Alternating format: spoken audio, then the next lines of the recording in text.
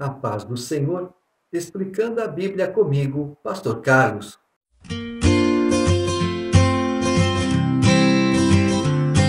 Primeira carta de João, capítulo 1.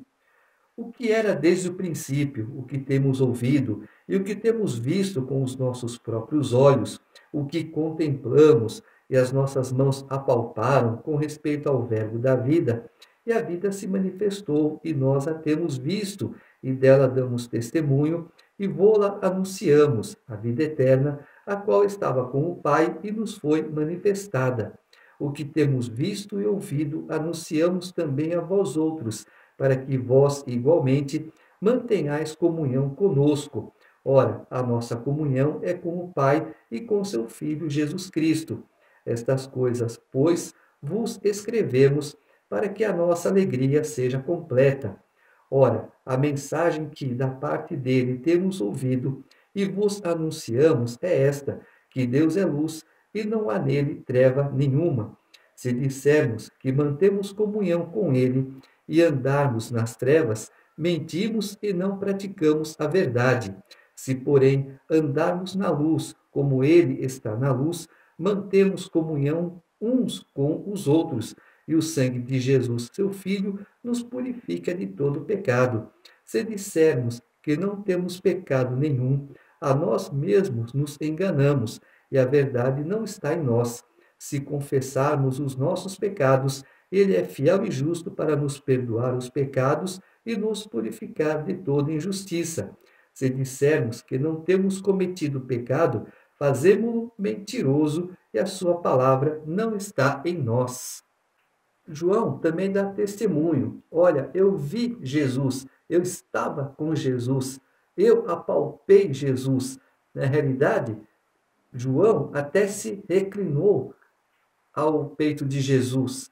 Senhor, quem de nós há de trair o Senhor? Né? Triste, porque será que sou eu? Eu que ando com o Senhor, que tenho um amor pelo Senhor? João disse, o discípulo que ele mais amava, no caso era ele, João. Mas não é que Jesus amava mais João do que os outros, é que João tinha uma visão diferente de Jesus. Tanto é que o evangelho dele é diferente, as cartas dele são diferentes, apontam o quê? A salvação, principalmente. E ele fala, eu estive com Jesus, eu apalpei Jesus, eu pude tocar em Jesus, eu vi Jesus, eu ouvi Jesus, eu andei com Jesus. Tudo isso João está falando. E ele está falando o seguinte, que nós temos que ver agora a salvação, porque Deus é luz, não há em Deus trevas. Portanto, temos que ser luz e andar na luz de Deus. E o que ele fala? Somos pecadores. É o que eu falo, nós não somos pecadores, porque o pecador é aquele que peca assim, ó, constantemente. Nós cometemos erros, por quê? Por ignorância. Mas a partir de quando reconhecemos o nosso erro, pedimos perdão e não fazemos mais, aí o sacrifício de Jesus é válido para as nossas vidas. Então, ele fala, vocês são pecadores, ou seja, tenham consciência de que, eu não erro, eu não cometo erro. Não, esse é o pior, já cometeu erro aí. Não é eu não erro, eu sou perfeito. Não, você é imperfeito e você erra. Tá? Todo mundo erra. De alguma forma ou de outra, erra. Por isso, Jesus veio para você também. Por isso, você tem que receber Jesus como Salvador. Do contrário, você continua no erro. Do contrário, você não tem perdão. Do contrário, você não faz parte do corpo de Cristo. Bem claro isso, né?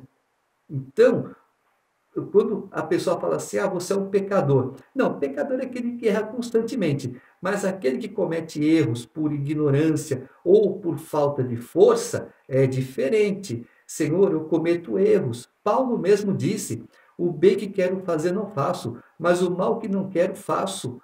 Então, e Paulo não foi salvo? Paulo não está salvo? Paulo não está com Cristo? Com certeza. Então, o que acontece? Temos que fazer a mesma coisa. Errei.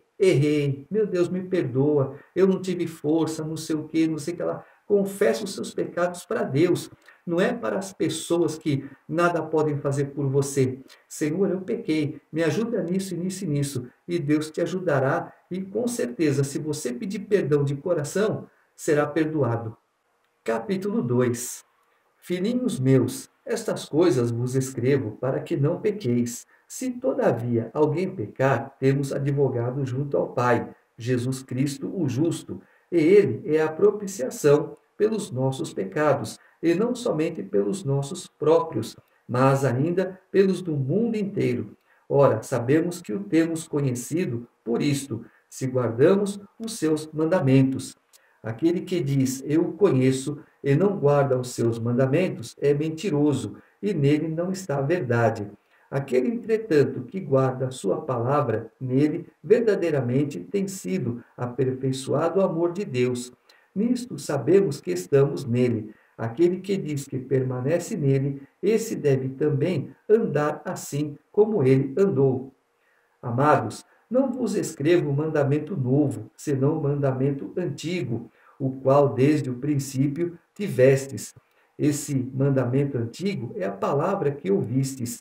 Todavia vos escrevo um novo mandamento, aquilo que é verdadeiro nele e em vós, porque as trevas se vão dissipando e a verdadeira luz já brilha.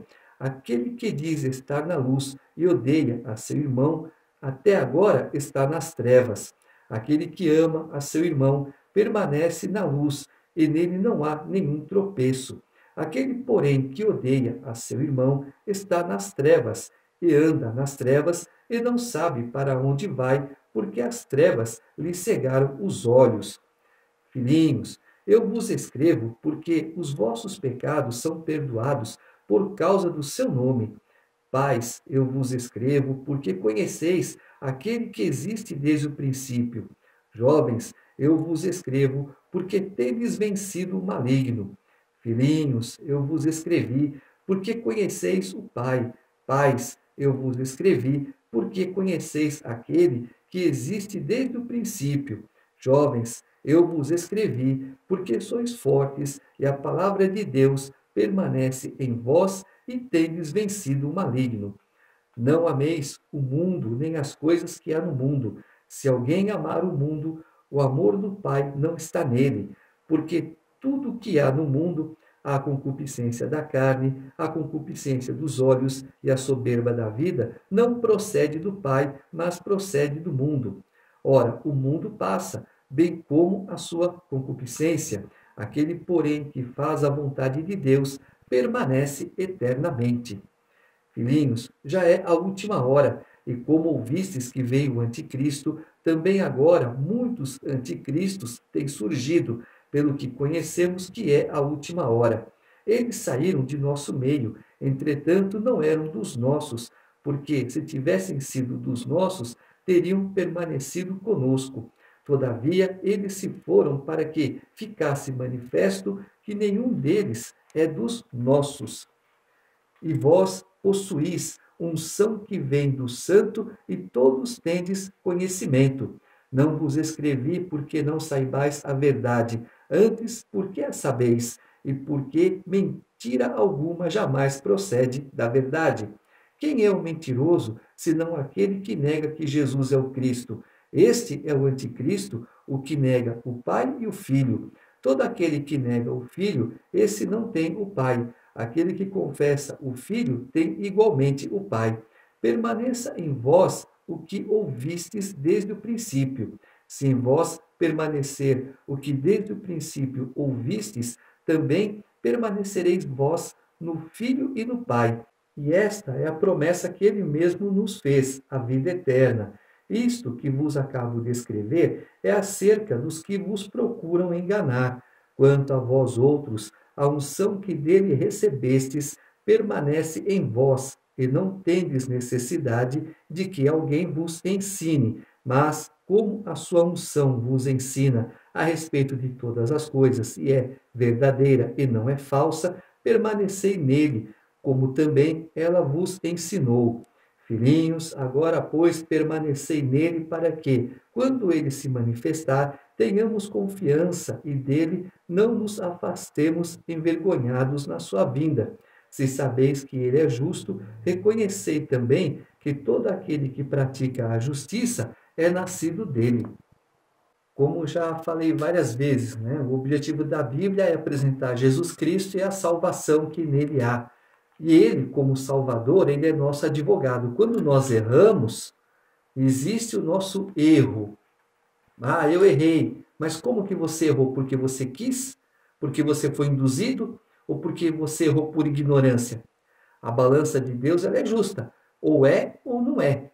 Então, se você errou, você reconhece que errou e pede perdão e nunca mais comete aquele erro, há o reconhecimento, há o arrependimento e há o perdão e a salvação. Do contrário, não tem como. Certas coisas, Jesus, como ele disse, nosso advogado, ele não segura, não.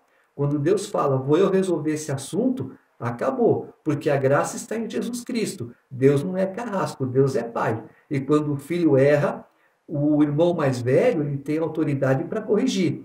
Jesus, como nosso irmão mais velho, ele tem autoridade sobre nós. Mas, dependendo do grau de erro que cometemos, o pai resolve. Aí não é mais o irmão mais velho, aí é o pai. E a mão do pai é mais pesada. Tá? Então tem que tomar muito cuidado. Ele fala o antigo e o novo mandamento, o amor fraternal. Não adianta eu ficar falando para vocês do que já foi dito. Já foi dito. Vocês têm que ler agora, colocar no seu coração e fazer o quê? Praticar tudo que foi dito. Então, esse mandamento antigo é a palavra que ouvistes, como ele acabou de dizer.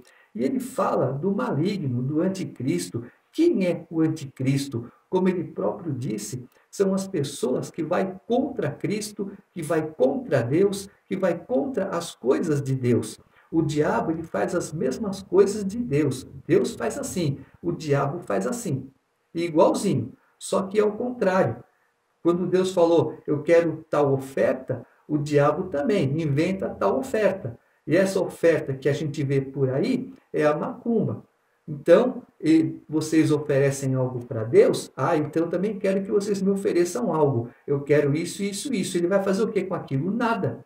É uma coisa estranha, porque é como se ele incorporasse numa outra pessoa e essa pessoa usufruísse do que foi oferecido.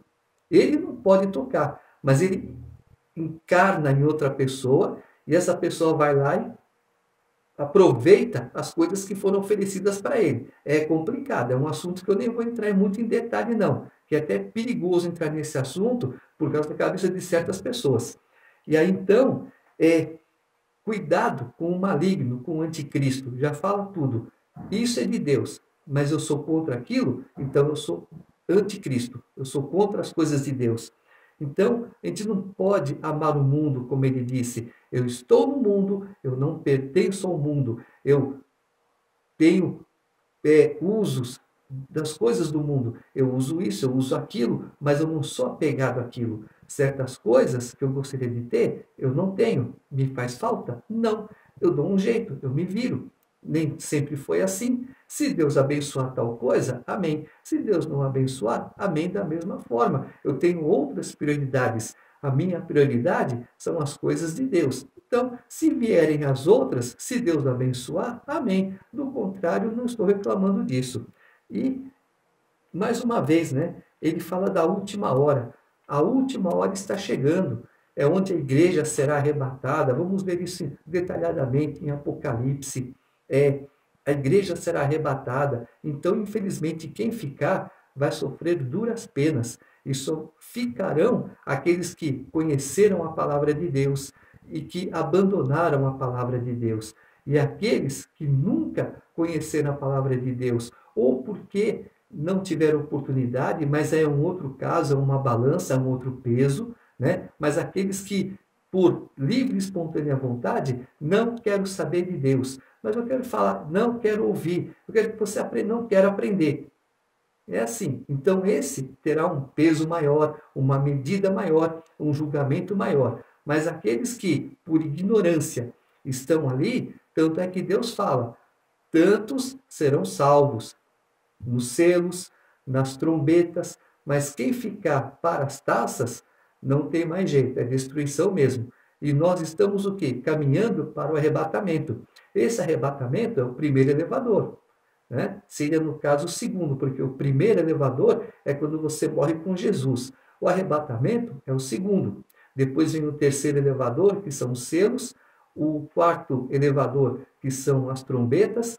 Nas taças, o elevador não sobe mais não. Não só porque ele não desceu, vai ficar lá em cima mesmo. Então, infelizmente, quem ficar para o tempo das taças, duras penas terão.